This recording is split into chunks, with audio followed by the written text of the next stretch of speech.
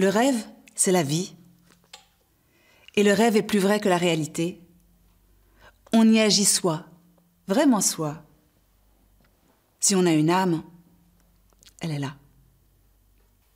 Le week-end dernier, je suis allée voir ma mère et qu'ils étaient beaux les arbres en fleurs. Il neigeait des fleurs de marronnier et on a marché sur un tapis de pétales, rose et blanc. Et j'ai dit à ma mère, on dirait un tableau impressionniste. Le vent, la lumière soufflaient dans les arbres, dans les feuilles.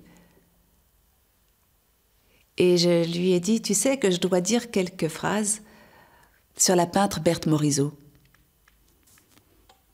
Ma mère a beaucoup perdu la mémoire. Mais son œil s'est éclairé, elle m'a dit Berthe Morisot. Mais j'ai fait une copie de son portrait.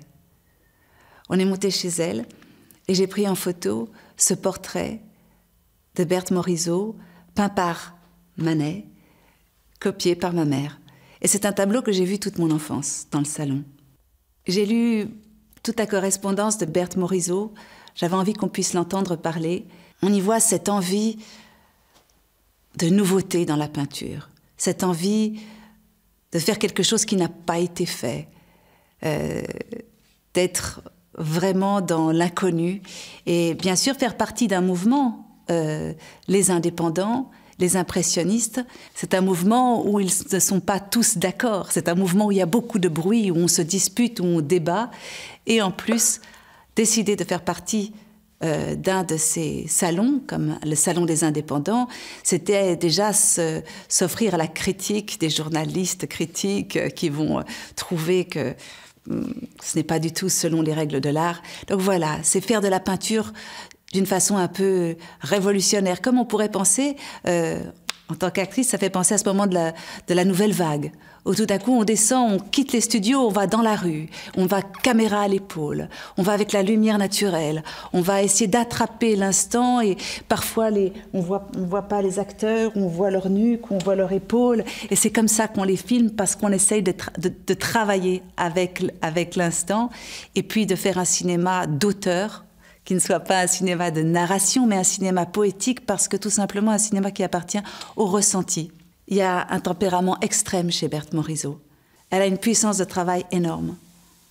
Quand on voit toute son œuvre, qui est énorme, et quand on pense qu'elle est morte eh bien, à 54 ans, à mon âge en fait. Donc c'est assez incroyable, la vie qu'elle a menée, le destin incroyable avec tous ces peintres extraordinaires, d'appartenir comme ça à l'histoire de la peinture avec une façon tout à fait personnelle, innovatrice. C'est une femme. Être une femme à ce moment-là et être femme peintre, ce n'est pas facile. Elle est la seule parmi ces impressionnistes. Mais dans ses lettres, elle parle peu de la condition d'être une femme. Elle l'évoque en disant « J'aimerais avoir un peu plus d'indépendance. Parfois, j'en sens un tout petit peu, mais très vite, elle s'en va. » Ce qui l'importe pour elle, c'est d'aller vers l'extrême nouveauté. Et ça, je trouve que c'est fort, puisque c'est vraiment une passion, un désir, une ambition. C'est une très très belle citation qui exprime tellement l'œuvre de Berthe Morisot. Capturer un instant qui passe, saisir quelque chose. Le désir de glorification après la mort me paraît une ambition démesurée. La mienne se bornerait à vouloir fixer quelque chose de ce qui passe. Oh, juste quelque chose, la moindre chose. Eh bien, cette ambition-là est démesurée.